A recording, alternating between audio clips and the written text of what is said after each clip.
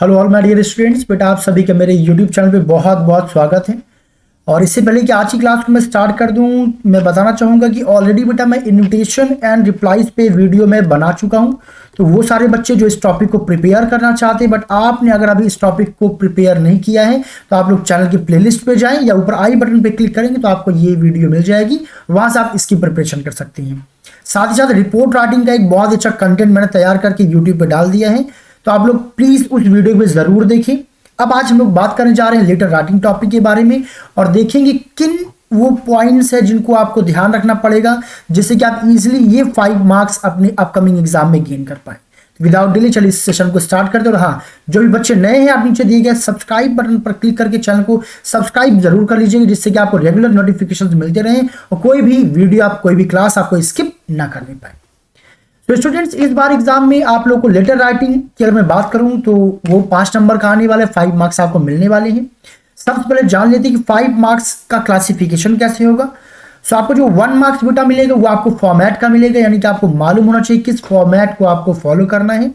Second number, आपने जो ideas हैं, जो बातें उनको किस हिसाब से आपने ऑर्गेनाइज किया, आपने प्रॉपर फॉर्मेट में बातों को रखा है कि नहीं रखा है। देन आफ्टर कंटेंट, जो भी आपने कंटेंट डाला वो कितना मैच्योर्ड है, कितने स्पेशल वर्ड्स आपने यूज किए हैं। साथ ही साथ 1 मार्क्स आपको मिलेंगे आपकी स्पेलिंग एंड ग्रामर की। तो ये पूरा यहाँ पे क्लासिफिकेशन था कि किस हिसाब से आपके जो है सारे 5 मार्क्स यहाँ पे डिवाइड होने वाले हैं। वैसे आपके सिलेबस में बेटा इस बार लेटर राइटिंग के केवल 2 ही टाइप्स आने वाले हैं, letter to editor and letter for job. खैर, उस टॉपिक्स पे जाने से पहले थोड़ा सा हम लोग डिटेल डिस्कशन कर लेते हैं कि लेटर राइटिंग है क्या, उनके कुछ काइंड्स क्या हैं, फिर आते हैं हम लोग अपने मेन टॉपिक पे। तो लेटर राइटिंग एक्चुअल में क्या बहुत ही एक इफेक्टिव वे होता है बेटा कम्युनिकेशन का, बातचीत करने का, आपको पता होगा। और आजकल जितने भी आप ऑफिशियल फील्ड्स देखेंगे हर जगह पे, चाहे पब्लिक रिप्रेजेंटेशन हो, कंप्लेंट्स हो, हर जगह पे किसकी डिमांड है, अभी भी फॉर्मल लेटर की डिमांड है। इसीलिए they are one of most cultivating art is skill letter writing, यानी कि लेटर राइटिंग की क्वालिटी भी आपके अंदर होनी चाहिए। आप लेटर राइटिंग को इसलिए मत पढ़िए कि आपके एग्जाम में आने वाला है, आपको एक क्वालिटी भी बिल्डअप करनी है। अब आते हैं नेक्स्ट टॉपिक पे। तो बेसिकली देखा जाए तो लेटर राइटिंग के 2 टाइप्स हैं, पहला फॉर्मल लेटर और दूसरा क्या है, इनफॉर्मल लेटर। फॉर्मल लेटर बेटा ऑफिशियल लेटर या फिर बिजनेस लेटर, ये सब जो भी लेटर्स होती हैं सारे फॉर्मल लेटर कहलाती हैं। और इनफॉर्मल लेटर आप समझ गए होंगे, पर्सनल लेटर्स जिसे हम फ्रेंड्स को, रिलेटिव्स को या फिर अपने किसी कलीग्स को हम क्या करते हैं, जो भेजते हैं, जहां पे एक हमारा कैजुअल रिलेशन होता है जिनसे, वहां पे हम बोलते हैं लेटर कैसा है, इनफॉर्मल है, जहां पे हम अपने इमोशंस को रिप्रेजेंट कर पाए। बहुत स्पीड से इस टॉपिक में कवर करूंगा, फिर आएंगे अपने मेन टॉपिक पे जो इस साल आना है। बात करेंगे फॉर्मल लेटर की, चूंकि फॉर्मल लेटर ही आना है तो इससे कुछ काइंड्स है। पहला बिजनेस लेटर, और बिजनेस लेटर में कुछ टाइप्स है जिनपे बेसिकली क्वेश्चंस आया करते थे।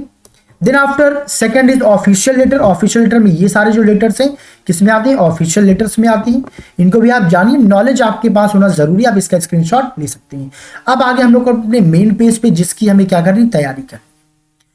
तो लेटर टू द एडिटर और लेटर फॉर जॉब, यानी कि जॉब एप्लीकेशन के लिए आपको लेटर देना है, और लेटर टू द एडिटर, ये 2 टॉपिक्स आएंगे जो कि आपको प्रिपरेशन करना है। आज की क्लास में हम लोग कवर करेंगे अपना ये वाला topic, letter to the editor. Next जो हमारा टॉपिक होगा उसमें हम लोग बातें करेंगे लेटर फॉर जॉब एप्लीकेशन। तो बेटा अगर हम बात करें लेटर टू द एडिटर की, तो इसमें होता क्या है, giving suggestions on an issue public interest. तो इसमें 2 प्रकार की चीजें होती, 2 प्रकार का क्वेश्चन आया करता है, दोनों को आप बहुत अच्छे समझिए कि होगा क्या कि किसी कोई एक इशू है, कोई एक प्रॉब्लम है, उस पर आपका ओपिनियन क्या है, आपकी राय क्या है। ग्लोबल वार्मिंग हो गया, डिफॉरेस्टेशन हो गया, पॉपुलेशन हो गया, कोई भी एक इशू दिया जा सकता है, उस पर आपको क्या करना पड़ेगा, आपके विचार क्या है, आपकी ओपिनियन क्या है, ये सारी चीजें आप उसमें मेंशन करती हैं। सेकेंडरी क्या होगा, उसमें आपको कोई कोई इशू होगा, आपके आसपास, आपके नेबरिंग एरियाज में कोई प्रॉब्लम हो सकता है, होगी, तो आपको उसके रिगार्डिंग क्या करना है, अपने विचार उसमें रखने होंगे, क्या क्या बातें होंगी आज हम लोग डिस्कस करेंगे। सेकेंड नंबर पे आता है बेटा लेटर फॉर जॉब एप्लीकेशन। ये बहुत सिंपल से ये कि कोई आपको एक वैकेंसी के लिए एक जॉब एप्लीकेशन लिखना होगा, कोई प्लेस है, कोई वैकेंसी है, उसके लिए आप लोग एक रिज्यूमे के साथ जो है लिखना पड़ेगा। खैर इस पे हम बात करेंगे डिटेल पे अपने नेक्स्ट लेक्चर में। फिलहाल बात करते हैं यहाँ पे किसकी, फॉर्मेट ऑफ लेटर। अगर लेटर टू द एडिटर हो या कोई भी लेटर हो तो उसका बेसिक जो फॉर्मेट होता है वो आपको पता होना बहुत जरूरी है। तो बहुत पेशेंस के साथ और बिल्कुल फोकस्ड होकर के बेटा इस बात को सुनिएगा, जो जो पॉइंट्स में बताऊं। कई बार होता है कि थोड़ी सी आप लोग लापरवाही करते हो, बाद में फिर आपको पछताना पड़ता है। कि यार ये चीज तो मैंने एग्जाम में क्या कर दिया, मिस्टेक कर दिया है। तो main element of letters, so letter में क्या क्या वो एलिमेंट्स है जो आपको ध्यान देना है, उसका तरीका लिखने कैसा होता है, आइए डिस्कस करते हैं। सो लेटर का सबसे जो पहला पार्ट होता है वो होता है बेटा सेंडर्स एड्रेस। सेंडर्स एड्रेस का मतलब ये हुआ जो व्यक्ति लेटर को लिख रहा है। इसमें आपको दो चीजें ध्यान देनी है कि कभी कभी क्या होता है कि लिखने वाले का एड्रेस क्वेश्चन में दिया रहेगा, कभी कभी केवल शहर का नाम दे दिया जाता है कि आप लखनऊ से हैं, आप मुंबई से हैं, आप दिल्ली से हैं, बाकी और रिमेनिंग पार्ट आपको अपने से एडिट करना होता है। कभी कभी आपका एड्रेस बिल्कुल भी नहीं दिया जाएगा, सेंडर्स एड्रेस, लिखने वाले का एड्रेस, तो वहां पे आप क्या करेंगे, एक फिक्सिशियस अपने से आप इमेजिन करेंगे और लेटर की अकॉर्डिंग आप एक एड्रेस खुद से क्रिएट करते हैं। तो जब कभी भी आप सेंडर्स एड्रेस लिखते हैं तो आपको पता होना चाहिए कि आपको लिखना कैसे। तो चलिए यहाँ पे हम ध्यान देते हैं। मैंने सारी बातें आपको बता दी, दिया रहेगा तो आप उसी को फॉलो करेंगे। अगर सिटी दिया गया तो ऊपर का और क्या क्या एड्रेस मेंशन करेंगे, वो कैसे लिखेंगे, इन सारी बातों पे हम डिस्कशन करेंगे।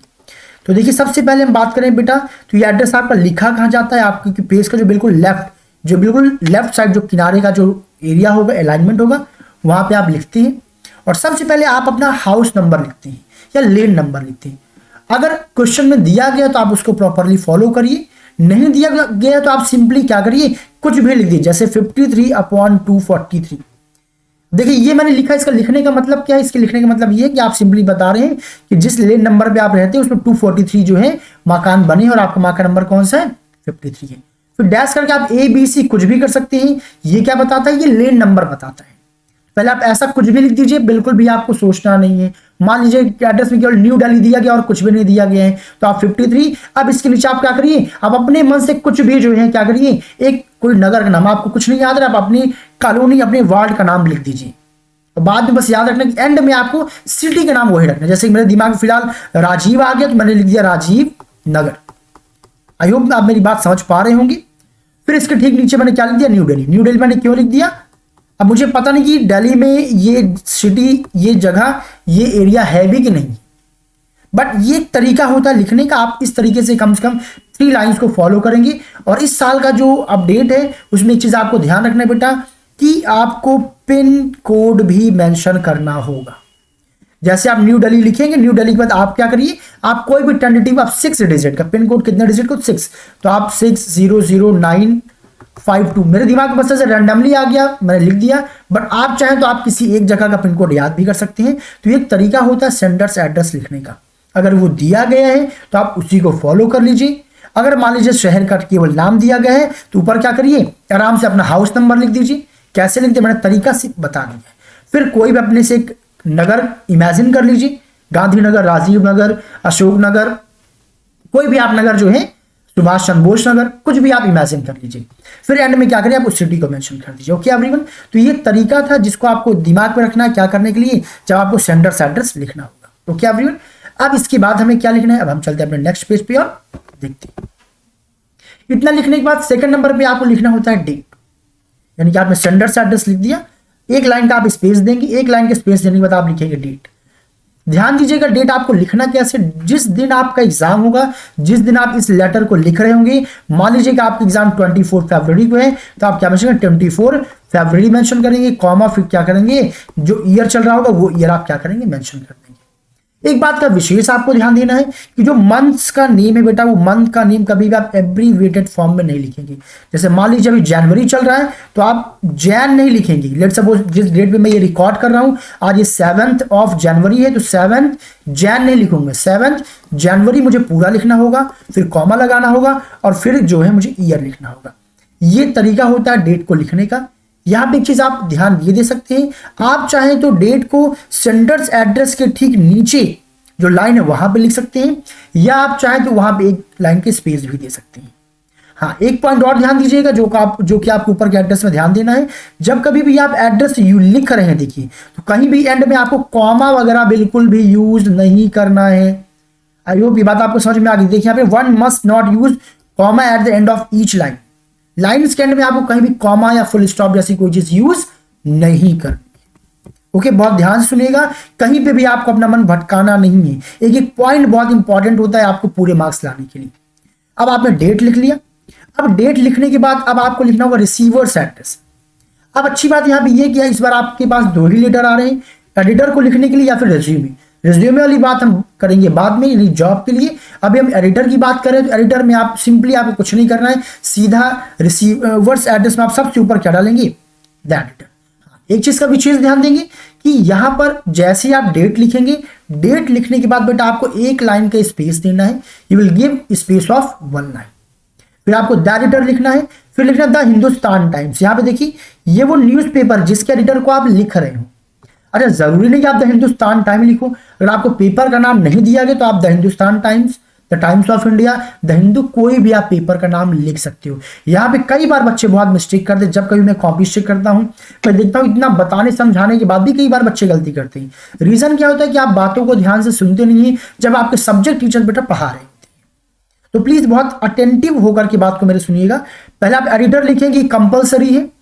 द हिंदुस्तान टाइम्स ये आप चेंज कर सकते हैं, किसी और न्यूज़पेपर का नाम आप यहाँ पे लिख सकते हैं। इसके बाद आपको क्या करना है, आपको एड्रेस लिखना है कि ये जो हिंदुस्तान टाइम्स है इसकी बिल्डिंग कहाँ पे। या सीधा सा आपको ज्यादा कंफ्यूजन हो तो सीधा सा आप क्या याद रखें, न्यू दिल्ली। अधिकतर लोग न्यू दिल्ली लिखते हैं। या लेट सपोज अगर हिंदुस्तान टाइम्स का एड्रेस दिया गया है तब आप उसको फॉलो करेंगे, और फॉलोड बाय पिन कोड। ये जरूर ध्यान दीजिएगा, इस बार का बेटा जो फॉर्मेट है उसमें ये बोला गया है कि आप पिन कोड जरूर मेंशन करेंगे। तो जैसे आप न्यू दिल्ली, दिल्ली जो भी लिखेंगे, मुंबई, नोएडा, ग्रेटर नोएडा, जहां का भी आप एड्रेस मेंशन करेंगे, at the end pin code ना पता हो कोई बात नहीं, बस आपके दिमाग में होना चाहिए कि आपको 6 डिजिट का क्या करना है, पिन कोड लिखना है। नहीं पता तो आप 1 2 3 4 5 6 भी लिख सकते हैं। इससे एक आइडिया रहेगा, हाँ भाई आपको पिन कोड लिखने का तरीका पता है और आपको पूरे मार्क्स मिलेंगे। मुझे उम्मीद है इतनी बातें आपको समझ में आ गई होगी कि सबसे पहले सेंडर से एड्रेस, फिर डेट और सेंडर एड्रेस के बीच में आप गैप दे भी सकते हैं और नहीं भी दे सकते हैं, इसमें कोई दिक्कत की बात नहीं है। फिर जब आप रिसीवर एड्रेस लिखेंगे तो यहां पे ध्यान दीजिएगा कि यहां पे आपको एक लाइन का स्पेस देना होगा। अब इसके बाद क्या करेंगे, इसके बाद आप लिखते हैं सैल्यूटेशन, और यहां पे मैं आप लोगों को एक अपडेट देने जा रहा हूं। पहले प्लीज इस अपडेट को बहुत ध्यान से सुनिएगा, फिर कहीं और अपने मन को ले जाइएगा। बेटा याद रखिएगा कि आपने अभी तक जो सीखा होगा, आपने सीखा होगा कि हम सैल्यूटेशन के पहले क्या लिखते हैं, सब्जेक्ट लिखते हैं। क्या लिखते हैं, सब्जेक्ट। लेकिन आपने यहां पे देखा कि मैंने क्या किया, पहले सैल्यूटेशन बता दिया और इसके बाद मैं सब्जेक्ट बताऊंगा। जी हाँ, ये अब जो अपडेट चल रहा है, इस अपडेट के अकॉर्डिंग जो अब फॉर्मेट चल रहा है, फॉर्मेट का मानना है कि पहले हमें सैल्यूटेशन लिखना चाहिए। यानी कि पहले आप क्या लिखेंगे, सर या मैम। अगर आप फॉर्मल लेटर लिख रहे हैं तो सर या मैम लिखिए, या कोई ऐसा लेटर लिख रहे हैं जिस व्यक्ति को लिख रहे हैं उससे आपका रिलेशन कैजुअल है तो आप डियर सर या डियर मैम भी लिख सकते हैं। बट बेसिकली मैं सजेस्ट करूंगा, एडवाइस करूंगा कि आप रिस्क ना लें, सीधा आप सर या मैम ही लिखिए। सैल्यूटेशन के बाद ही आप क्या लिखेंगे, सब्जेक्ट लिखेंगे। This is the current format. याद रखिएगा, बहुत से बच्चों की अभी भी आदत है कि वो पहले शायद सब्जेक्ट लिख देंगे और फिर सैल्यूटेशन लिखेंगे। तो अभी आपको क्या ध्यान देना है, बट अभी एक चीज और मैं यहां पे आपको बता दूं, आप चाहें तो पुराना फॉर्मेट फॉलो कर सकते हैं, उसमें मार्क्स इस बार तो आपके नहीं कटेंगे, बट हाँ आगे के जो फ्यूचर में बैचेस आएंगे वहां भी चीजें बिल्कुल रिस्ट्रिक्ट हो जाएगी, नहीं आपको ये चीज को फॉलो करना ही करना है। जैसे कि पहले आपने देखा होगा पुराने टाइम पे टू और फ्रॉम लिखा जाता था रिसीवर्स एड्रेस और सेंडर्स एड्रेस के पहले, बट अब टू और फ्रॉम का सिस्टम खत्म हो गया, वो कॉमन हो गया। खैर, अब यहाँ पे आप क्या, सैल्यूटेशन। सैल्यूटेशन मतलब सर या मैम लिखेंगे, और ये आप समझ गए सर या मैम। अगर आपको पता है कि आपको सर को ही लिखना तो सर लिखिए, नहीं पता सर ऑब्लिक मैम करके आप लिख सकते हैं। ओके एवरीवन, कोशिश करिएगा कि सब्जेक्ट इस बार आप लोग एग्जाम में सर या मैम यानी सैल्यूटेशन लिखने के बाद ही लिखेंगे। ओके एवरीवन, इसके बाद बेटा आपको क्या करना होता है, सैल्यूटेशन आपने लिख लिया। सैल्यूटेशन लिखने के बाद आप उसके ठीक नीचे लाइन में सब्जेक्ट लिखेंगे। यहां पे एक चीज मैं बताना चाहूंगा, बहुत से बच्चे जब सब्जेक्ट लिखते हैं तो SUB करके छोड़ देते हैं, फिर डैश और सब्जेक्ट को लिख देते हैं, लेकिन आपको ये नहीं करना है। आपको सब्जेक्ट की पूरी स्पेलिंग लिखनी है। फॉर्मल लेटर में कभी भी SUB शॉर्ट फॉर्म में, एब्रीविएटेड फॉर्म में सब्जेक्ट को नहीं लिखा जाता है। प्लीज इस बात को अच्छे से आप लोग नोट डाउन कर लीजिए। आप SUB JECT कोलन लगाएंगे, फिर आप क्या करेंगे, सब्जेक्ट को लिखेंगे। सब्जेक्ट क्या होता है, सब्जेक्ट आपका बहुत ही ब्रीफ होना चाहिए, 2 3 4 वर्ड्स में होना चाहिए, मैक्सिमम 1 लाइन, इससे बड़ा नहीं होना चाहिए। और सब्जेक्ट ऐसा हो कि वो आपका जो टॉपिक है, लेटर का जो मेन लिखने का कारण है, उसको ब्रीफ करे, नटशेल करे, यानी कि उससे एक आइडिया लग जाए कि अंदर ये कंटेंट होगा। ओके एवरीवन, अब चलते हम लोग अपने नेक्स्ट पे। अब यहां से आपकी शुरू होता है लेटर का मेन टॉपिक यानी कि बॉडी पार्ट। बॉडी पार्ट में ध्यान दीजिएगा, बॉडी पार्ट को आपको 3 पैराग्राफ में 3 पैराग्राफ्स में डिवाइड करना है।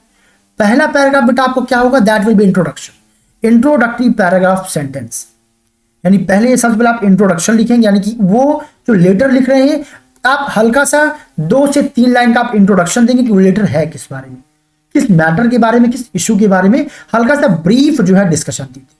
क्लियर, 2 लाइन्स और 2.5 lines, that is good enough. Okay everyone, अब जब ये हो जाए अब आप आते हैं सेकेंड पैराग्राफ में जो कि कहलाता है इंफॉर्मेटिव पैराग्राफ।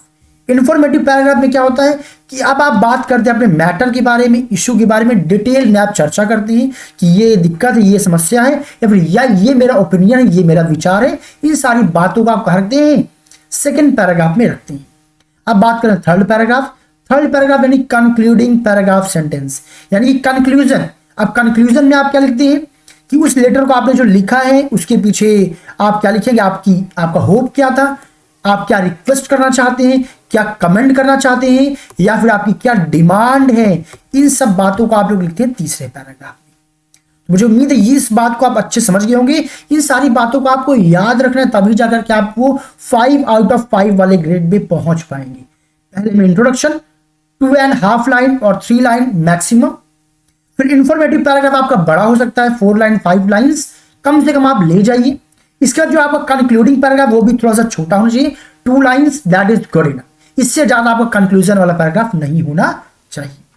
अब आपका मेन पार्ट फिनिश हो गया। अब आएंगे आप कॉम्प्लीमेंट्री क्लोजिंग। ये तो आप सबको पता ही होगा कि आप सिंपली क्या करते हैं, आप थैंक यू लिख सकते हैं या थैंकिंग यू लिख सकते हैं। थैंकिंग यू लिखने के बाद आप क्या लिखेंगे, योर्स सिंसियरली या फिर योर्स फेथफुली। यहाँ पे बच्चे मिस्टेक क्या करते हैं जरा उस बात पे समझते हैं। यहाँ पे पहली मिस्टेक देखिए जो आपको नहीं करनी है, और मैक्सिमम टीचर्स आपको बेटा ये बात नहीं बताते हैं। यहां जरा ध्यान सुनिएगा, बहुत ध्यान के साथ उसको यहीं पे लिख के रख लीजिए कि आपको ये मिस्टेक नहीं करना है। पहला मिस्टेक बच्चे करते हैं कि योर्स में एस लगाना भूल जाते हैं।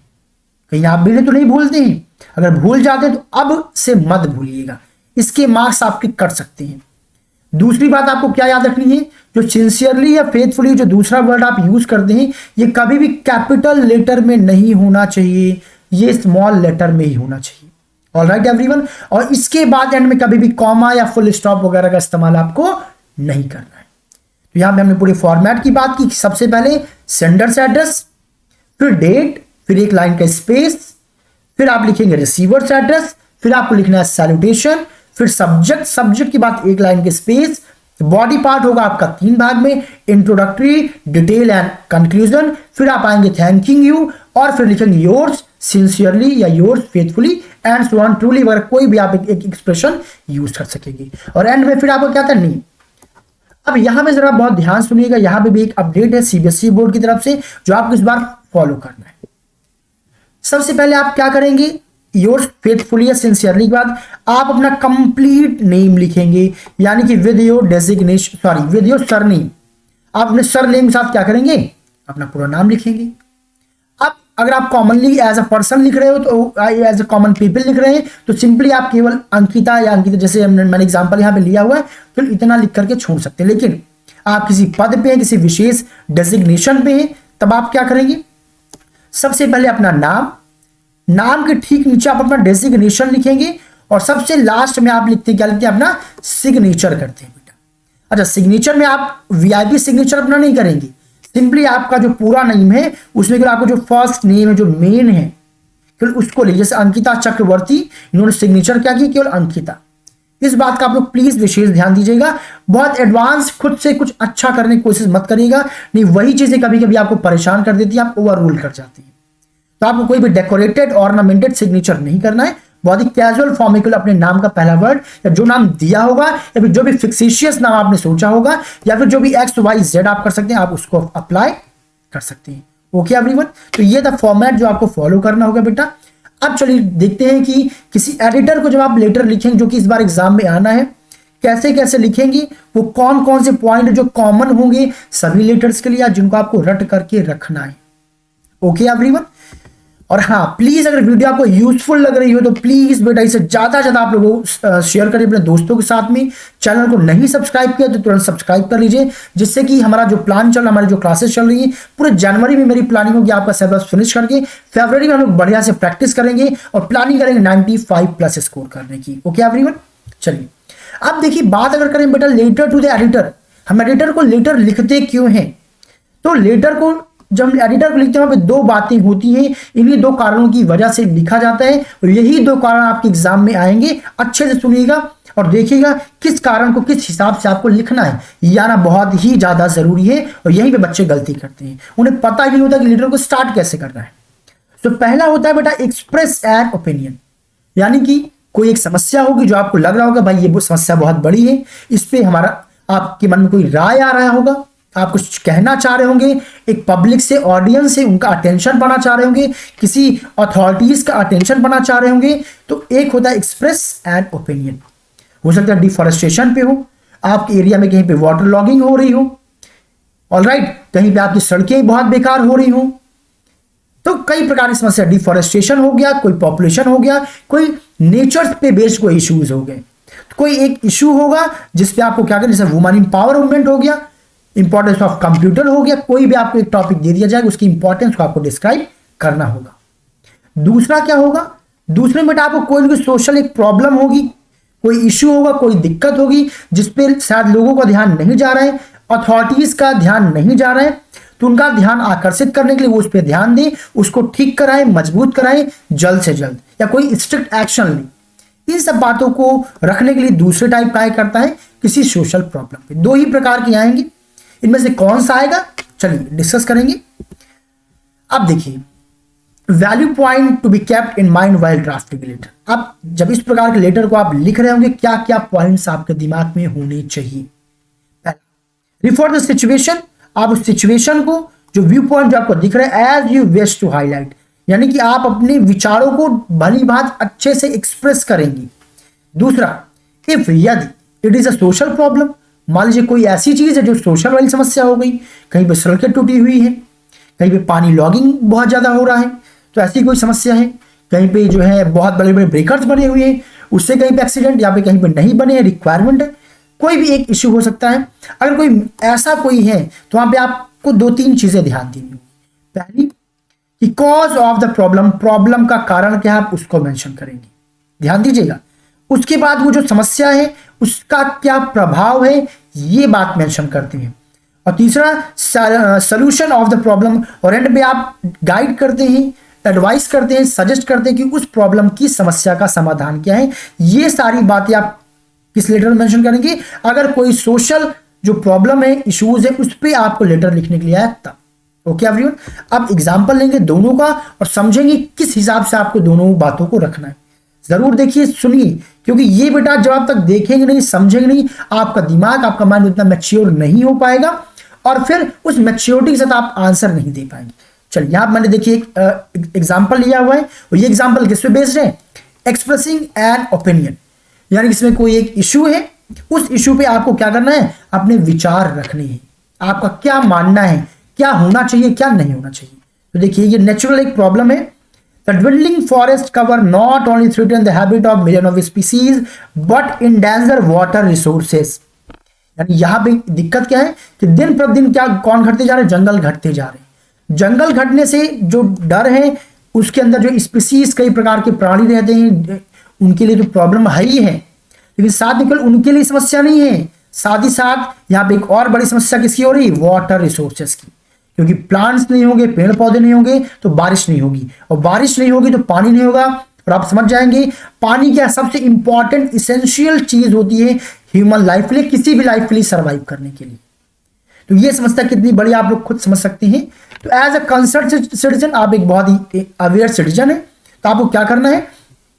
समस्याओं को हाईलाइट करते हुए, प्रॉब्लम को हाईलाइट करते हुए लोगों का प्लस अथॉरिटीज को अवेयर करने के लिए आपको क्या करना है? किसी पार्टिकुलर न्यूज़पेपर के एडिटर को आपको इसके बारे में बताना है कि आप मेरी इन बातों को अपने अखबार में छापिए, जिससे कि लोग पढ़ें और आपके आर्टिकल को पढ़ करके लोग अवेयर हो। अब आप समझिए यहां से इस प्रॉब्लम की समस्या को, डेप्थ को। आप ये चाहते हैं कि लोग आपके आर्टिकल को पढ़ें और उससे प्रभावित हों, कुछ एक्शन नहीं। यानी कि आप इस हिसाब से अपनी बातों को रखना है कि लोग पढ़े भी, प्लस इतने सिंसियरनेस के साथ रखना है कि जो एडिटर है वो तैयार भी हो जाए आपकी बातों को आपने जिस हिसाब से लिखा है उसको प्रिंट करने के लिए। आपने बहुत कॉमन सा, बहुत बकवास सा एक डेटा भेज दिया, तो हो सकता है आपका वो टॉपिक प्रिंट ना करे, क्योंकि आपने बहुत मैच्योरिटी के साथ नहीं लिखा हुआ है। तो ये जब बातें आपके दिमाग में होगी कि आपको दोनों का टेंशन पाना है, एडिटर को भी लगे कि यार बहुत बढ़िया इस लड़के ने, इस बच्चे ने लिखा है, इसको छापना चाहिए, प्रिंट करना चाहिए। और प्रिंट भी होते हैं, ऐसा नहीं प्रिंट नहीं होते हैं। कई बार आप न्यूज़पेपर उठा के देखिए, डेली आपको किसी न किसी का आर्टिकल उसमें छपा हुआ मिलेगा। प्लस अब जब लोग पढ़े आपके आर्टिकल को तो इतना बढ़िया आप लिखे कि वाकई उन्हें देख करके वो अवेयर होने लगे कि नहीं वाकई बात में दम है। तो चलिए अब देखते हैं खैर हम एग्जाम पर्पज से किस किस हिसाब से लिखेंगे। तो चलिए सबसे पहले हम बात करते हैं अपने पहले पार्ट की, जिसमें कि हम क्या लिखेंगे। सबसे पहले सेंडर्स एड्रेस जो मैंने बताया ये सब जगह कॉमन होगा। फिर हमें क्या लिखना है, डेट लिखना है, और फिर क्या लिखना है, रिसीवर एड्रेस। तो सबसे पहले हमें क्या लिखना है, सेंडर्स एड्रेस। अब जरा क्वेश्चन में देखिए क्या सेंडर्स एड्रेस यहां पे दिया गया है? जी नहीं, सेंडर्स एड्रेस नहीं दिया गया है। यानी अब हमें एक फिक्स टीसीएस एड्रेस लेना है। मुझे अपने से क्या करना है, एक एड्रेस सपोज करना है। तो देखिए मैंने मान लिया 75XYZ स्ट्रीट, यानी मैं 75XYZ स्ट्रीट पे रहता हूं। आप चाहे तो कुछ और भी लिख सकते हैं, जैसा मैंने बताया कि आप लिख लीजिए 49/269C। आगे क्या लिख लीजिए, महावीर कॉलोनी, महावीर नगर, कुछ भी आप लिख दीजिए। और फिर क्या करें, न्यू दिल्ली, नोएडा, ग्रेटर नोएडा, कानपुर, जो कुछ भी बनारस आपको लिखना वो क्या कर दीजिए, लिख दीजिए, और वो हो जाएगा आपका एड्रेस। और एंड में आपको क्या करना है, पिन कोड 6 डिजिट का, नहीं पिन कोड कोई मिल रहा है 1 2 3 4 5 6 या कोई भी 6 डिजिट का आप नंबर लिख दीजिए, वो आपका पिन कोड माना जाएगा। क्या ये कठिन है? बिल्कुल कठिन नहीं है। इसके बाद आप चाहें तो सेंडर्स का एड्रेस लिखने के बाद आप यहाँ पे डेट इस हिसाब से लिख सकते हैं, या फिर बिना गैप दिए आप ऊपर भी लिख सकते हैं। इस पे आपके मार्क्स नहीं कटेंगे। क्लियर है एवरीवन? अब जब आप ये लिख देंगे, इसके बाद आपका है कौन सा एड्रेस, रिसीवर्स एड्रेस। रिसीवर्स में आपको रट लीजिए भाई, मैंने बार बार बताया है, द एडिटर तो होगा ही होगा, 2 ही तो आप में आनी है। इतना भी आप रट ना पाए बेटा, मेहनत ना कर पाए तो बेकार है फिर पढ़ना। वो जोश, वो एनर्जी अब नहीं जागेगा तो कब जागेगा? अपने अंदर वो जुनून ले आइए, ये ठंडी चलती रहेगी। कब आपका एग्जाम का डेट आ जाएगा आपको पता भी नहीं चलने वाला है। तो बढ़िया से तैयारी करिए, मेहनत से तैयारी करिए कि आप उस मुकाम पे पहुंच पाए। अभी अगर आप सीरियस नहीं हुए, इस 30 दिन अगर आप मेहनत ना कर पाए, भले आपने पिछले 7-8 महीनों में कोई मेहनत ना की हो, जो इस 30 महीने में नहीं जगेगा वो जिंदगी में कभी नहीं जगेगा, कुछ भी वो नहीं कर पाएगा। वो एनर्जी ले आइए अपने अंदर, वो जोश जगाइए, अपने दोस्तों को जगाइए, क्योंकि जब आप अच्छा करेंगे तभी आपके साथ अच्छा होगा। Okay everyone? तो यहां पे देखिए फिर आप क्या करेंगे, अब आपको लिखना है एडिटर का। एडिटर के लिए सिंपली सबसे पहले किसको भाई लिख रहे हैं, द एडिटर। हमेशा पद को लिखते हैं, ध्यान दीजिएगा, डेजिग्नेशन को लेटर लिखते हैं, कभी भी नाम या नाम आप मेंशन नहीं करेंगे। इस चीज का विशेष ध्यान दीजिएगा। जिन्होंने मेरे इन्विटेशन वाला वीडियो देखा होगा वहां पे आप नाम लिख सकते हैं, मैंने आपको सिखाया था, जब कभी भी वीआईपी को आप लेटर लिखते हैं। ओके क्या, इसके बाद आप द हिंदुस्तान टाइम्स लिख दीजिए, द हिंदू लिख दीजिए, द टाइम्स ऑफ इंडिया लिख दीजिए। कई प्रकार के न्यूज़पेपर है, जो भी आपको लगे वो लिख दीजिए। अगर नाम दिया गया है तो लिख दीजिए, नहीं दिया गया है तो मत लिखिए। Okay everyone? और फिर नीचे क्या लिखेंगे, न्यू दिल्ली। देखिए यहाँ मैंने मिस्टेक यहाँ पे डैश करके आप क्या करेंगे, आप पिन कोड डाल दीजिए। देखिए अब यहाँ पे ध्यान दीजिएगा, दिल्ली का पिन कोड यहाँ पे ये है, तो ये पिन कोड लगभग सेम कर देंगे तो ज्यादा बेहतर होगा। खैर पिन कोड चेंज भी कर देंगे तब भी कोई दिक्कत नहीं है। सबसे अच्छा होगा आप 1 2 3 4 5 6 छोड़िए, सारी टेंशन कोई मैं खत्म कर रहा हूं। आप 1 2 3 4 5 6 लिख दीजिए डैश, वो अंडरस्टूड रहेगा कि यहाँ पे पिन कोड लिखना है, आपको मालूम है। सबसे पहले क्या लिखना है, सेंडर्स एड्रेस, फिर डेट, फिर रिसीवर एड्रेस। ध्यान क्या देना है कि डेट के बाद स्पेस मैंडेटरी है, कंफर्म है, आप लिखेंगे लिखेंगे, लेकिन आप सेंडर्स एड्रेस और डेट के बीच में गैप रख भी सकते हैं, नहीं भी, जैसा आपका दिल करे वैसा करिए। अब क्या करना है, अब यहां पे आपको 2 चीजें मैंने बताई। आप सब्जेक्ट सबसे पहले लिख सकते हैं या फिर आप सैल्यूटेशन, या अभी मैंने डिस्कस किया, आप दोनों बातों को ध्यान दीजिएगा।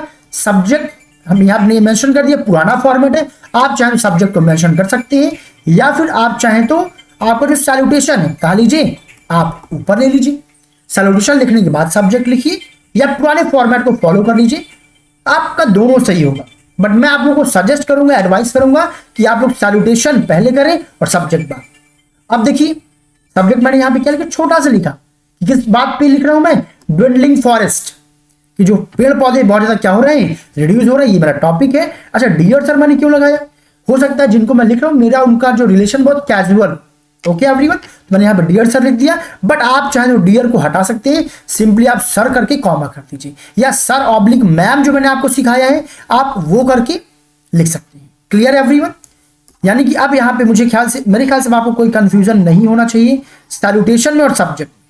ओके, आप दोनों प्रकार से लिख सकते हैं। एडवाइस क्या है कि आप कैसे करेंगे, पहले सैल्यूटेशन और फिर सब्जेक्ट, फिर एक लाइन का गैप। अब देखिए, अब हमारा ये पार्ट आएगा इंट्रोडक्शन। हमने यहाँ क्या क्या लिखा है, सब्जेक्ट, सैल्यूटेशन और इंट्रोडक्शन पैराग्राफ ऑफ बॉडी। तो जो बॉडी पार्ट का पहला इंट्रोडक्शन 2-3 लाइन में छोटा सा। अब हमारा देखो दिक्कत क्या था, हाँ, कि ड्विंडलिंग फॉरेस्ट, इसी पे हमें लिखना है। अब जब कभी भी आप एडिटर को लिखेंगे तो ये लाइन तो आप रट्टा मार लीजिए, through the column of your reputed newspaper. भाई उसकी भी तारीफ करनी क्यों आप चाह रहे हैं, क्योंकि आप उसका जो कॉलम अगला प्रिंट होगा, बहुत जो रेप्यूटेड न्यूज़पेपर है बेटा भैया, जो आपका कॉलम है, आई विश, मैं चाहता हूं to draw attention of one and all, सभी का मैं अटेंशन बनाना चाहता हूं किधर, टुवर्ड्स द। अब आप पूरी लाइन को रट्टा मारिए, केवल ये जो लाइन है इसको आप बेटा रट लीजिए। यहां पे आपको क्या करना है, अब आपके एग्जाम में जिस भी कॉमन इश्यू पे अगर आपको एग्जाम आता है, तब आप क्या करेंगे, ये जगह बस बदल देंगे कि मैं इस मुद्दे पे क्या चाहता हूं, लोगों का अटेंशन चाहता हूं। हो सकता है कि पॉपुलेशन पे, पोल्यूशन पे, डिफॉरेस्टेशन पे, जो भी टॉपिक आ गया उसको आप यहां पे इसकी जगह मेंशन कर देंगे। बाकी सारा आप रट्टा मार लीजिए, एज इट इज आपको लिखना है, which is threatening to the environment. अच्छा, जिस चीज को वो के लिए डर हो आप मेंशन कर दीजिए। भाई पॉपुलेशन तभी थ्रेटन, धमकी, वो डर है किसके लिए, समाज के लिए। तो आप, या सोसाइटी भी आप यहां पे लिख सकते हैं, कोई चीज ऐसा है जो सोसाइटी के लिए गड़बड़ है आपको लग रहा है, तो वहां पे आप सोसाइटी मेंशन कर दीजिए। यानी कि जो इंट्रोडक्शन बेटा आप चाहें तो यहां से आप इस पूरे इंट्रोडक्शन को आप रट्टा मार लीजिए, ये आपको हर जगह यूज करना है, बस दिमाग लगाइएगा। ये वाला पार्ट आपके क्वेश्चन के अकॉर्डिंग रहेगा। ये दो चीजें जो मैंने यहाँ पे हाईलाइट किया। ओके एवरीवन, इंट्रोडक्शन हो गया। अब चलेंगे हम लोग डिटेल में। अब आप थोड़ा सा, आपको अपनी ओपिनियन रखना है, आपका विचार का, तो आपको इतना तो मैच्योरिटी होना चाहिए। भाई कुछ हिंट भी आपको दे दिया गया है कि पहली चीज जो थ्रेटनिंग है वो वहां की स्पीसीज के लिए तो है ही है, प्लस बारिश भी नहीं होगी तो वाटर की दिक्कत भी आ जाएगी। अब आप वाटर कितना इंपॉर्टेंट है ये चीजें आप बता सकते हैं, वाटर की इंपॉर्टेंस क्या है ये आप बता सकते हैं, लोगों को अलार्मिंग सिचुएशन में ला सकते हैं कि लोग उस समस्या पे सोचने पे मजबूर हो जाए। तो सेकंड पैराग्राफ किस पे होगा, और बॉडी गिविंग ओपिनियन, यहां पे आप सलाह देंगे और प्लस आप उसका प्रभाव बता सकते हैं कि उस समस्या की वजह से क्या क्या दिक्कतें आएंगी, ये आप मेंशन करते हैं डिटेल्ड पैराग्राफ में, दूसरे वाले पैराग्राफ में। तो देखिए मैंने कैसे लिखा हुआ है, द इज नॉट ओनली, यहाँ पे देखिए, खैर यहाँ पे एक लाइन मैंने मिस कर दिया, द ड्वेंडलिंग फॉरेस्ट। ओके, तो the dwindling forest is not only threatening the habitat million species. देखिए ये मैंने आपके क्वेश्चन से ले लिया है बना करके, क्योंकि ड्वेंडलिंग फॉरेस्ट है ये केवल जो मिलियन, कई सारे मिलियंस ऑफ स्पीसीज रहते हैं ना जंगलों में, उनके लिए डर नहीं है, ये अलार्मिंग नहीं है, but also endangering water resources due to less rainfall. साथ ही साथ ये क्या कर रहा है, खतरा बनता जा रहा है वाटर रिसोर्सेज, यानी कि जितनी भी वाटर बॉडीज है उनके लिए भी खतरा ये बनता जा रहा है, क्योंकि कम बारिश होगी तो जितने भी कुएं हैं, जितने भी वाटर बॉडीज हैं वो सूखते चले जाएंगे, उससे आप भी समस्या में आ जाएंगे। इतनी सोचिए ये कितनी बड़ी बात है, आप इसको मेंशन करेंगे ऐसी, तो कोई भी समस्या आपको इस हिसाब से रखना है कि समस्या बहुत बड़ी है, उसका प्रभाव भी आप बताएंगे, इस हिसाब से, इस विचार के साथ बेटा आपको बातें अपनी रखनी होती है। फिर and we all are aware that trees, अब देखिए यहाँ पे उसका प्रभाव कि हम सब लोग जानते हैं ट्रीज क्या है, बहुत इसेंशियल पार्ट होते हैं हमारे इन्वायरमेंट के, हमारे इसेंशियल, हमने क्यों इंपॉर्टेंट भी कर सकते थे, पर मैंने इसेंशियल यूज किया, थोड़ा सा अच्छा वर्ड यूज करने की कोशिश की, तो आपको ऐसे वर्ड यूज करने होंगे, दिमाग में रखिए। जैसा कि हम सब जानते हैं कि हमारे इन्वायरमेंट के लिए पेड़ कितने एसेंशियल है, बट दिक्कत क्या है, देयर नंबर इज श्रिंकिंग, आप कर्टेल भी कर सकते हैं, डिटेरियोरेटिंग भी कर सकते हैं, कि उनकी संख्या दिन प्रतिदिन क्या हो रही है, कम हो रही है, यानी posing a threat to the ecosystem. और वो क्या, एक डर, एक थ्रेट दे रहा है, एक धमकी दे रहा है, अलार्मिंग सिचुएशन बना रहा है, किसके लिए, इकोसिस्टम के लिए।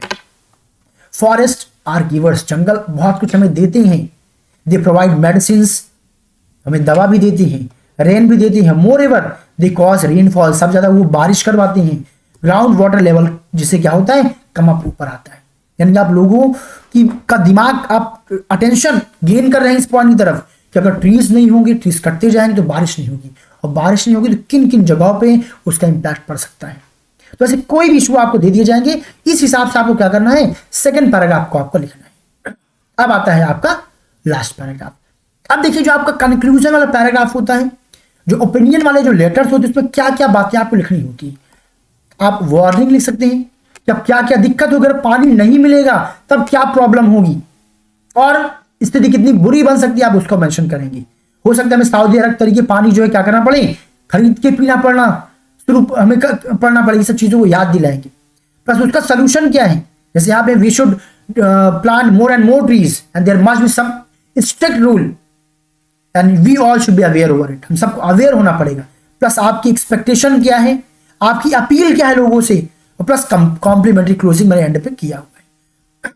तो यहां पे क्या होगा, आप वार्निंग, सोल्यूशन, एक्सपेक्टेशन, अपील, ये चीज आप रखते हैं अपने कंक्लूजन वाली पैराग्राफ में। मैंने क्या क्या लिखा है, if attention is not paid to this thread, देखिए मैं यहां पे वार्निंग दे रहा हूं कि अगर इस थ्रेड पे अटेंशन नहीं दिया गया, we might face an acute shortage of water, हमें क्या पड़ जाएगी, पानी की बहुत ज्यादा कमी पड़ जाएगी। फिर देखिए यहाँ पे आई रिक्वेस्ट यू, मैं आपसे प्रार्थना कर रहा हूं क्या, publish this letter to mine in newspaper, मैं अपील कर रहा हूं कि प्लीज, रिक्वेस्ट कर रहा हूं कि मेरी आपसे एक्सपेक्टेशन है, उम्मीद है कि कृपया मेरे इस आर्टिकल को जो है अपने न्यूज़पेपर पे प्रिंट करिए। क्यों, जैसे कि everyone start paying attention to it, जिससे कि लोग मेरे आर्टिकल को पढ़ें और इस बात पर ध्यान देना शुरू कर दें, एंड स्टार्ट प्लांटिंग करना शुरू कर दें, किसका, पेड़ों का, इंस्टेड ऑफ कटिंग, क्या करने के बजाय, काटने के बजाय। And the concern authorities also must look into it, और जो अथॉरिटीज है, जो जंगल विभाग है, वो भी इस पर ध्यान दें। And do the needful, please इसको करिए, बहुत जरूरी है, जो भी आवश्यकता, जिससे कि जो भी नेसेसरी एक्शन वो सब ले सके। तो देखिए कंक्लूजन मैंने किस प्रकार से बातों को रखा, तो इन्हीं सब बातों का आपको ध्यान रखना। कंक्लूजन में आपको वार्निंग, सोल्यूशन, एक्सपेक्टेशन और अपील, ये लिखना होता है थर्ड पैराग्राफ में। सेकंड पैराग्राफ में आपको पूरा डिटेल बताना होता है, आपकी ओपिनियन क्या है, उसका इफेक्ट क्या है, ये सारी बातें आप लिखते हैं। और पैरा 1 में क्या लिखते हैं आप, डिटेल। ओके एवरीवन, तो ये वो वाला एडिटर वाला जो है क्वेश्चन है जहां पे कोई एक नेचुरल इश्यू होगा, जहां पे हम ओपिनियन देना चाहते हैं। फिर क्या करेंगे, थैंकिंग यू, एक लाइन का आप स्पेस देंगे, योर्स सिंसियरली, ध्यान दीजिएगा योर्स में एस लगाना बिल्कुल मत भूलिएगा, और सिंसियरली का एस कैपिटल नहीं करेंगे, और एंड में कोई भी कॉमा या पंक्चुएशन मार्क यूज नहीं करना है। आप ऐसे कॉमन पब्लिक लिख रहे हैं तो आपके लिए अपना नाम मेंशन कर दीजिए, और ज्यादा डिटेल मेंशन करने की जरूरत नहीं है। नाम दिया गया है तो उसी नाम को मेंशन करिए, नहीं दिया गया है तो कोई फिक्शियस इमेजिन करके नाम लिख दीजिए। अगर वो भी ना लिख सके तो सीधा सा आप ABC या XYZ कुछ भी आप बेटा एक क्या करिए, टेंटेटिव सा याद कर लीजिए और उसी को इस्तेमाल कर लीजिए। तो ये हो गया पहला पार्ट, जहां पे हमने क्या किया, किसी इश्यू पे हमने लिखा।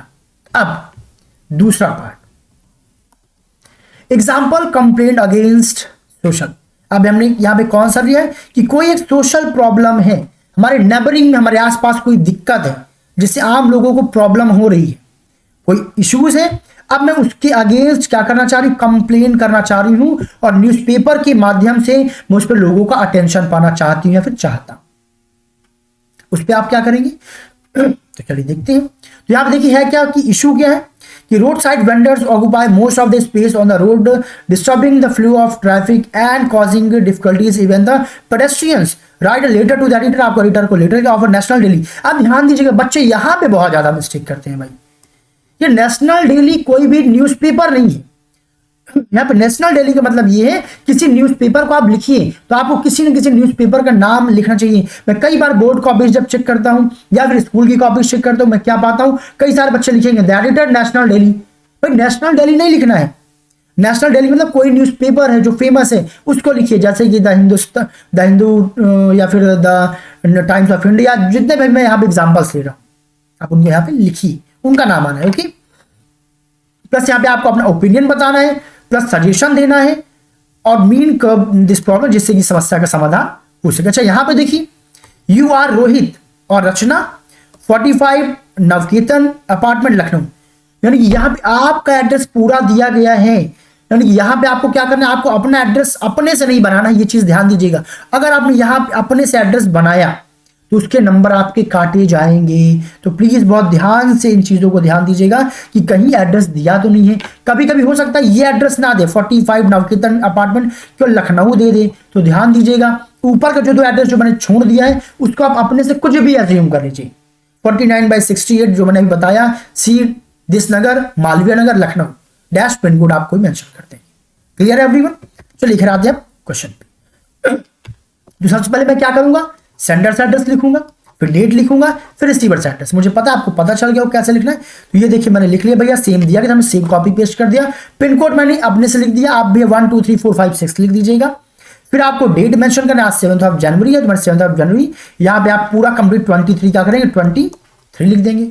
क्लियर, नहीं भी लिखेंगे क्रॉस क्रॉस कर देंगे तब भी कोई दिक्कत नहीं, नंबर कटने वाले नहीं, परेशान मत होइएगा। फिर एक लाइन के स्पेस है कंपलसरी है, ध्यान दीजिएगा।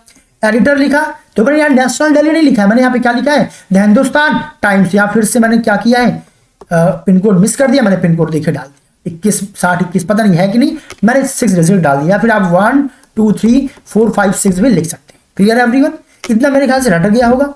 अब आते हैं कहां पे, सब्जेक्ट एंड डियर सर। यहाँ पे आई होप मुझे दोबारा बताने की जरूरत नहीं है कि आप इन दोनों को ऊपर नीचे भी कर सकते हैं। मेरी सलाह है कि डियर सर को ऊपर कर देना, सब्जेक्ट को नीचे कर देना, और आप चाहे तो डियर को हटा भी सकते हो, सर भी लिख सकते हो। डियर कब लगा थे, जब आप दोनों लोग का जिनसे आपकी बातचीत थोड़ी शायद हो सकता है कि आप लिख रहे हो तो आपका कैजुअल रिलेशन होगा, आपकी पहचान होगी, इसलिए आप डियर सर लिख रहे हो। ओके तो यहाँ पे हमने क्या क्या लिखा, सब्जेक्ट, सैल्यूटेशन, और फिर देखिए ये important introduction paragraph of body. ये देखिए आप इसको फिर से रट लीजिए, ये लगभग वही है जैसा मैंने पिछली बार लिखा कि through the column of your steamed newspaper. Steamed जो अभी अभी आपका पब्लिश होने वाला, मैं उसकी बात कर रहा हूं। एक ये तरीका भी आप इस हिसाब से लिख सकते हैं। शुरुआत इस फॉर्मेट को आप पीछे वाले फॉर्मेट में इस्तेमाल कर सकते हैं। भैया आपको जो स्टीम्ड न्यूज़पेपर, उसके माध्यम से मैं क्या करना चाहता हूं, I wish to highlight the problem of, वहां पे क्या था, ड्विंडलिंग फॉरेस्ट, यहाँ पे the problem of dwindling forest कर सकते थे, बट यहाँ पे समस्या कुछ और है। यहाँ पे समस्या किस चीज की भैया, कि बहुत से जो रोड साइड जो वेंडर्स है, दुकानदार हैं, वो क्या करते हैं, फुटपाथ पे आगे की जो जगह है उस पे यानी क्या कर लेते हैं, अपने सामान को रख लेते हैं, जिससे क्या आने जाने में बहुत दिक्कत होती है। आपने देखा होगा मार्केट में बहुत से लोग अपने दुकान के बाहर अपने सारे सामान को लगा देते हैं, और उससे बहुत प्रकार की समस्याएं जो है वहां पे ट्रैफिक की प्रॉब्लम हो जाती है, आने जाने में बहुत दिक्कत होने लग जाती है। तो वही इशू है, उसी पे आपको लिखना है। तो रोड साइड वेंडर्स क्या कर रहे हैं, who are covering a lot of traffic problem. वो क्या कर रहे हैं, who are covering, who are यहाँ पे डूइंग, हु आर मेकिंग करेंगे, यहाँ कवरिंग नहीं होगा, अभी कवरिंग स्पेस कर सकते थे हम, ये सेंटेंस थोड़ा सा गड़बड़ हो गया। तो who are covering a lot of traffic, नहीं, who are creating, who are creating क्या बोलेंगे। तो यहाँ पे आप किस चीज पे लिख रहे हो कि सर रोड साइड वेंडर्स क्या कर रहे हैं, ढेर सारा ट्रैफिक जो है प्रॉब्लम क्रिएट कर रहे हैं। तो इंट्रोडक्शन 2-3 लाइन का पर्याप्त, इससे ज्यादा आप नहीं लिखिए। अब आपको आना है सेकंड पैराग्राफ, यहां से आपकी मेन कहानी शुरू होती है, क्योंकि यहां पे आपको क्या करना है, giving details and effect of the issues. अब यहां पे हम डिटेल में बात करेंगे, कहां कहां कवर करते हैं, क्या क्या दिक्कत आती वगैरह वगैरह। तो आप इमेजिन कर सकते हैं, the road side vendors occupy most of the pedestrian footpath. तो वेंडर्स क्या, मैं समस्या बता रहा हूं अपनी, कि जो वेंडर्स है, जो दुकानदार, वो क्या करते हैं, फुटपाथ का अधिकतर एरिया क्या कर रहे थे, कवर करते हैं। कैसे कवर करते हैं, by setting their wares on the display. अपने सामान को डिस्प्ले करने के लिए वो क्या करते हैं, अपने सामान को दुकान से बाहर निकाल करके पेडेस्ट्रियन एरिया पे, फुटपाथ पे आगे लगा लिया करते हैं। और उससे दिक्कत क्या हो रही, इफेक्ट, अब इफेक्ट में बता रहा हूं, and there is no space for pedestrian to walk. और पेडेस्ट्रियन पे बिल्कुल भी जगह नहीं होती है चलने के लिए। अब इससे दिक्कत क्या होगा, आप पेडेस्ट्रियन जो आपका फुटपाथ होता है वो जगह भरा रहेगा, तो आप मेन रोड पे चलोगे, और मेन रोड पर कॉमन पीपल चलेगा तो एक्सीडेंट के चांसेस बढ़ेंगे। आप चाहना तो इस चीज को भी आप क्या कर सकते हैं, मेंशन कर सकते हैं। खैर मैंने उस चीज को मेंशन नहीं किया, आप इस लाइन को भी मेंशन कर सकते हैं। Sometimes they encroach on the road also, और कभी कभी तो फुटपाथ से भी आगे बढ़ाते हैं और मेन रोड तक चले जाते हैं, which leads lesser space for the move and hence lead the traffic jam. और जिससे क्या होता है, बहुत कम स्पेस बचता है आगे मूव करने के लिए, इससे और भी ज्यादा क्या हो जाता है, ट्रैफिक जैम हो जाता है। मेनी टाइम्स, कई बार क्या होता है, they do argument with the person. देखिए कॉमन सी मुझे लगा, कभी कभी वो क्या करते हैं, जो दुकानदार वेंडर्स लोगों से आर्ग्यूमेंट भी करते हैं। कौन से लोगों से, who ask them not to cover footpath और road because that leads many problem. आप यहां से दिक्कत बता रहे, जब कभी भी उनसे कहते भी हैं कि भैया इससे कई प्रकार की दिक्कतें होती है, आप लोग क्यों सामान बाहर रख लेते हो, तो वो लोग क्या करते हैं, कॉमन लोगों से बहसबाजी भी करने लग जाती है। ये समझाने के बाद भी आप इंटीमेट करना चाहते हो कि हम लोग समझाने की कोशिश करते हैं, उनको अवेयर करने की कोशिश करते हैं, बट वो लोग इतने ज्यादा रिजिड हो चुके हैं, इतने ज्यादा रूड हो चुके हैं, वो हमसे फाइट करना स्टार्ट कर देते हैं, उसे कोई भी एक्शन वो या नहीं लेते, वो उसको सुधारते नहीं है। तो ये बहुत ही कॉमन सी चीज है, आप सिंपली मेंशन कर सकते हैं। अब डिटेल हो गई। अब हम लेटर क्यों लिख रहे हैं, उस पर जो वार्निंग है, जो सोल्यूशन है, जो हमारी उम्मीद है, हमारा जो अपील है, इन सब बातों को हम लिखेंगे अपने third paragraph. So this problem need to be solve, ये प्रॉब्लम सॉल्व होनी चाहिए as soon as possible to avoid any upcoming major issue. शायद कोई बहुत बड़ी समस्या भविष्य में क्या कर रही है, वेट करें, उसको सॉल्व करने के लिए हमें क्या करना है, ये वार्निंग में दे रहा हूं कि भाई इसको सॉल्व होना बहुत जरूरी है। And only legal action can control such people, और लीगल एक्शन इस तरह के लोगों को कंट्रोल कर सकता है। क्योंकि हम लोग बोलते तो हमसे तो वो फाइट करना स्टार्ट कर देते हैं, आर्गुमेंट करना स्टार्ट कर देते हैं। क्लियर है एवरीवन? और फिर देखिए अब यहाँ पे हम क्या करेंगे, expectation plus appeal. So I would request you, इसलिए मैं, ये मेरी उम्मीद है, इसलिए मैं आपसे प्रार्थना कर रहा हूं टू पब्लिश दिस आर्टिकल। कृपया मेरे आर्टिकल को क्या करिए, आप अपने पेपर में पब्लिश करिए, जिससे कि लोग पढ़ेंगे, अथॉरिटीज पढ़ेंगी। कई बार आपने देखा है किसी जब समस्या को न्यूज़पेपर में छाप दिया जाता है तो बहुत से लोग पढ़ते हैं, तो जो अधिकारी होते हैं वो भी जग जाते हैं, ऊपर से उनके ऊपर प्रेशर पड़ता है, प्रॉब्लम सॉल्व हो जाती है। So article in your newspaper, मैं चाहता हूं आप अपने न्यूज़पेपर में समस्या को छापें, मेरे आर्टिकल को छापें, as to make the authorities aware. क्योंकि जो अधिकारी उनकी लापरवाही से हो रहा है, शायद वो अवेयर हो जाते तो समस्या आती ही ना, वो एक्शन लेते, अवेयर ऑफ द प्रॉब्लम, वो अवेयर हो जाए, as stern action is needed to overcome this problem. क्योंकि इस समस्या से ऊपर उठने के लिए, समस्या को सॉल्व करने के लिए एक स्ट्रिक्ट एक्शन लेने की रिक्वायरमेंट है। Thank you, your sincere.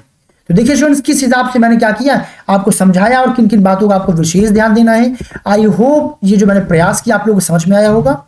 और बेटा अगली क्लास में मैं डिस्कस करूंगा एप्लीकेशन फॉर जॉब की, जो आप जॉब के लिए जो आप एप्लीकेशन लिखोगे, रिज्यूमे लिखेंगे, तो किन किन बातों को ध्यान देना होता है और किन किन टॉपिक्स को ध्यान करके, कंसीडर करके आप इजिली 5 आउट ऑफ 5 मार्क्स आप रिज्यूमे वाले पार्ट में भी ला सकते हैं।